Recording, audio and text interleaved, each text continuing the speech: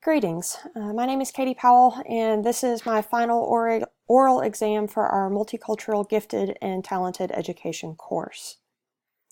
The first goal I believe I met through this course was to recognize prejudice and oppressive institutional structures in education that marginalize gifted students from culturally diverse backgrounds, specifically those of race, class, gender, and language issues. My emphasis pertaining to this goal became gender equity. When I signed up for my facilitation of discussion, I honestly chose the earliest date I knew I could manage in order to complete the assignment before I knew the summer would get too crazy. Little did I know that my article would truly resonate with me. The story in the race article on gifted girls, where the young female engineer got tired of being asked by men if her robot was going to complete chores women were typically responsible for, hit hard. I'm a female who happened to build a robot when I was in high school, compete in the International Science and Engineering Fair, and then attend the Georgia Governor's Honors Program as an engineering and technology major.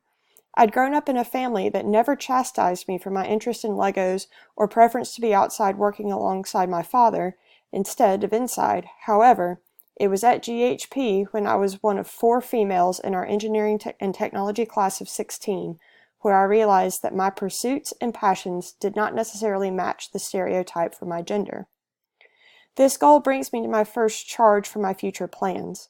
Personally, I am challenging myself to be more forthcoming with my students, especially my gifted female students, on where my interests lie, the experiences I've had, and to serve as a positive role model for gifted females who also love math, science, and robotics.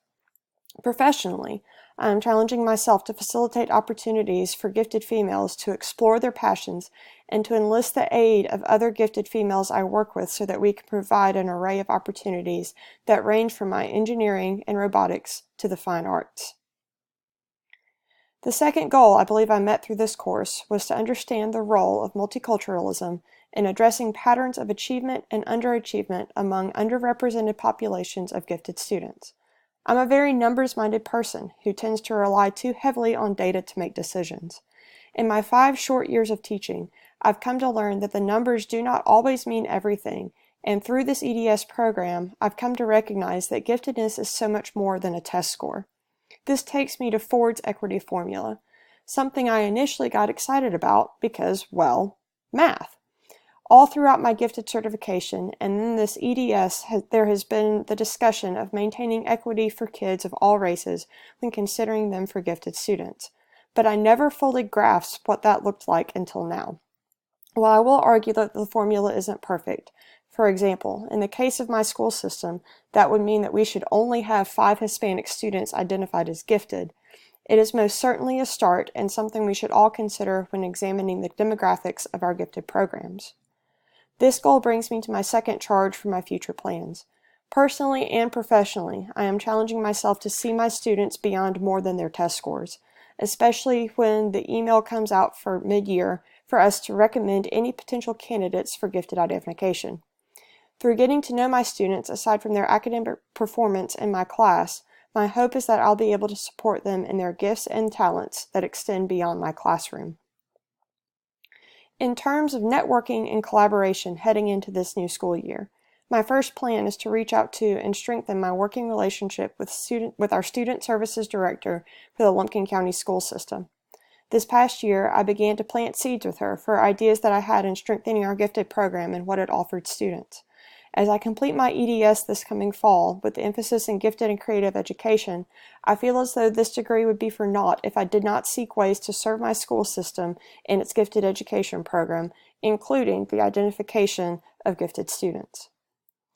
The second collaboration effort I plan to seek entering our new school year is to reach out to our new school improvement specialist at Lumpkin County Middle School and volunteer to serve on the gifted evaluation team. This team tends to be composed of teachers seeking their gifted certification to serve as a checkpoint in order to meet their certification expectations. However, I feel as though my experiences would provide additional support as we navigate the sometimes tricky waters of gifted eligibility.